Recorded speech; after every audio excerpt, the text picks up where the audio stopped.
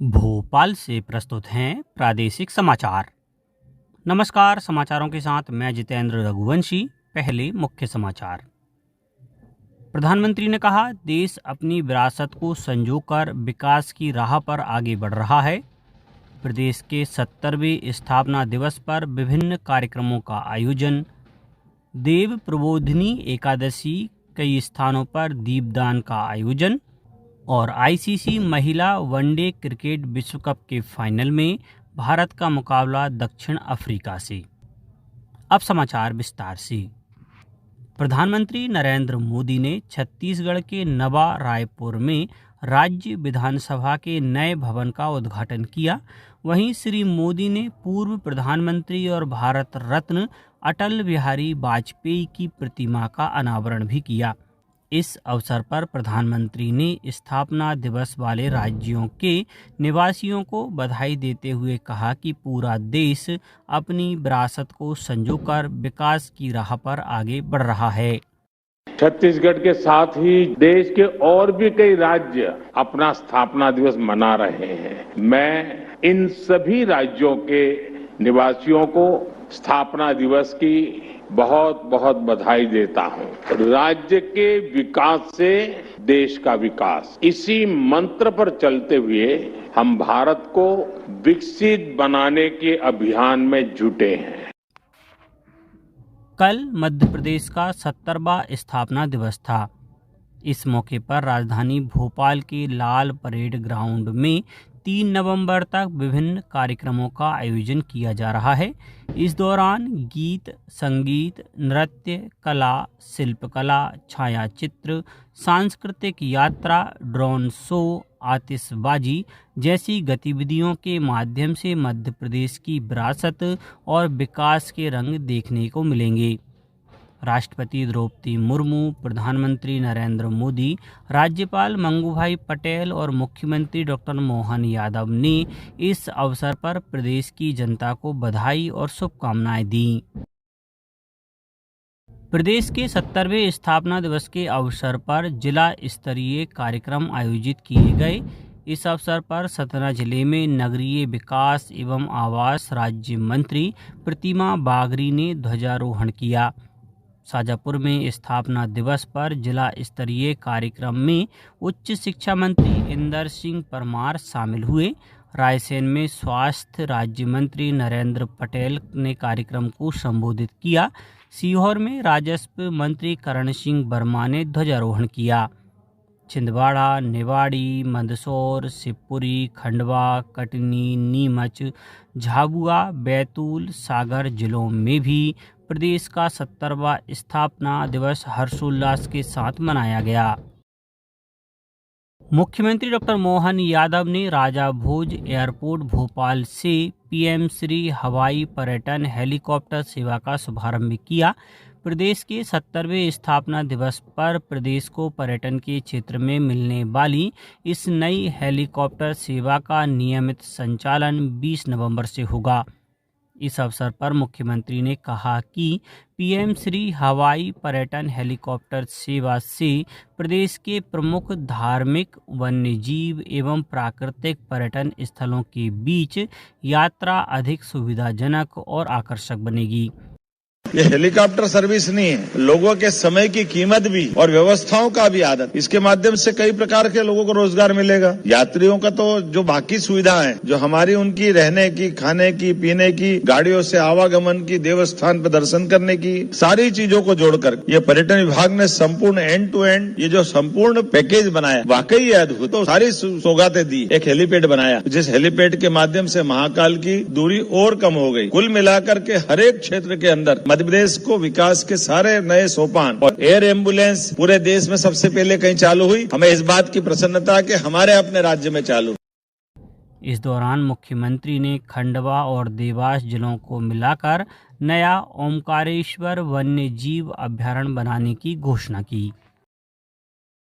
मुख्यमंत्री डॉक्टर मोहन यादव ने भोपाल में अभ्युदय मध्य प्रदेश के अंतर्गत विकसित मध्य प्रदेश 2047 दृष्टि पत्र का अनावरण एवं विमोचन किया। साथ ही मुख्यमंत्री ने एमपी ई सेवा पोर्टल और मोबाइल ऐप तथा boss on wheels mobile app का लोकार्पण भी किया। इन अभिनव पहलों से प्रदेश डिजिटल सेवाओं के क्षेत्र में नई उड़ान भरेगा, युवाओं को रोजगार के अवसर मिलेंगे और शहरी स्वच्छता सेवाओं में तकनीकी नवाचार को नई दिशा मिलेगी। नरेंद्र मोदी सरकार द्वारा 22 सितंबर को कई क्षेत्रों में वस्तु और सेवा कर जीएसटी दरों में कटौती के साथ जीएसटी बचत उत्सव की शुरुआत हुई थी। आइए जानते हैं कि इन सुधारों से तमिलनाडु की अर्थव्यवस्था को कैसे बढ़ावा मिल रहा है। नए जीएसटी सुधारों ने तमिलनाडु के कारीगरों, उद्योगों और निर्यातकों को बड़ी मजबूती दी है। कपड़ा क्षेत्र में प्रसिद्ध तिरुप्पुर निटवियर, कांचीपुरम सिल्क और अन्य जीआई टैग वाले हथकरघा उत्पादों पर भी अब कर को घटाकर 5% किया गया है। इसके साथ ही राज्य के हस्त निर्मित उत्पाद जैसे स्वामी मलाई कांस्य मूर्तियां, पीतल, पत्थर और लकड़ी के शिल्प पर भी कर में बड़ी कटौती हुई है। जीएसटी में कमी होने से हस्तशिल्प उद्योग की प्रतिस्पर्धा बढ़ने के साथ ही रोजगार के अवसरों में भी बढ़ोतरी हुई है। इसके साथ ही मछली और समुद्री खाद्य पर जीएसटी 5% कर दिया गया है, जिससे राज्य के मछुआरों को राहत मिली है। इसी प्रकार राज्य के नारियल, रेशा और कायर उद्योग को भी 5% जीएसटी दरों से लाभ हुआ है, जिसमें कायर मैट, रस्सियां और अन्य नारियल के रेशों से बने सामान शामिल हैं। सौम्य और भानु प्रताप की रिपोर्ट के साथ समाचार कक्ष से निखिल कुमार। मुख्यमंत्री डॉक्टर मोहन यादव ने रविंद्र भवन भोपाल में आयोजित कार्यक्रम में इन्वेस्ट एमपी 3.0 पोर्टल का शुभारंभ किया। यह नवीन पोर्टल निवेशकों के लिए एक उन्नत सिंगल विंडो सिस्टम के रूप में कार्य करेगा, जिसके माध्यम से निवेश प्रक्रियाएं और अधिक सहज, पारदर्शी और समयबद्ध होंगी। प्रदेश में देव प्रबोधिनी एकादशी के अवसर पर दीपोत्सव पर्व 2025 का आयोजन किया जा रहा है, जिसके तहत रामपथ गमन क्षेत्र के 9 स्थलों पर दीप आराधना की जाएगी। दीप प्रज्वलन के साथ ही भक्ति संगीत संध्या का आयोजन भी किया जाएगा। भक्ति संगीत संध्या में प्रदेश के ख्याति लब्ध कलाकार भाग लेंगे। नर्मदापुरम, जबलपुर, अशोकनगर, सतना सहित अन्य जिलों में भी एकादशी का पर्व हर्षोल्लास और परंपरागत तरीके से मनाया गया। नर्मदापुरम, जबलपुर, अशोकनगर, सतना सहित अन्य जिलों में भी एकादशी का पर्व हर्षोल्लास और परंपरागत तरीके से मनाया गया।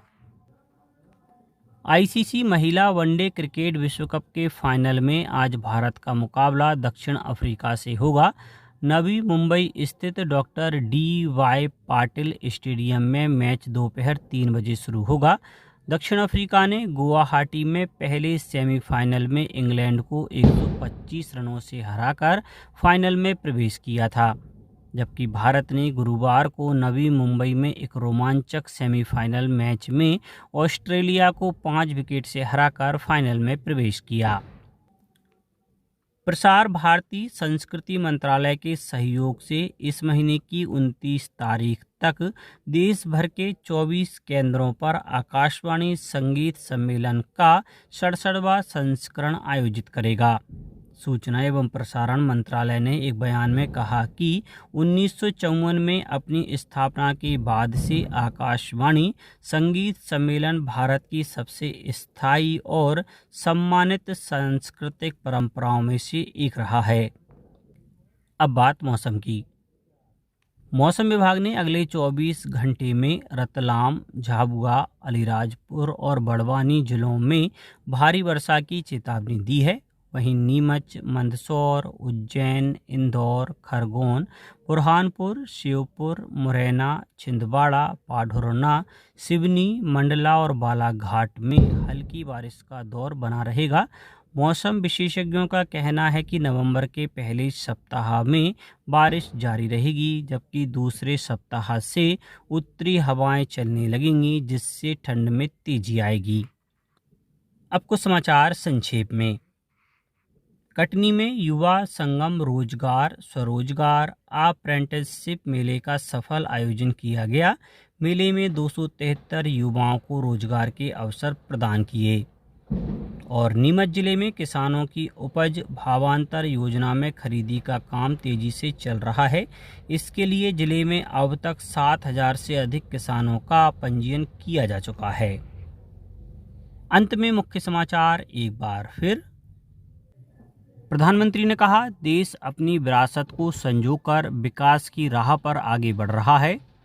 प्रदेश के 70वें स्थापना दिवस पर विभिन्न कार्यक्रमों का आयोजन, देव प्रबोधिनी एकादशी, कई स्थानों पर दीपदान का आयोजन और आईसीसी महिला वनडे क्रिकेट विश्व कप के फाइनल में भारत का मुकाबला दक्षिण अफ्रीका से।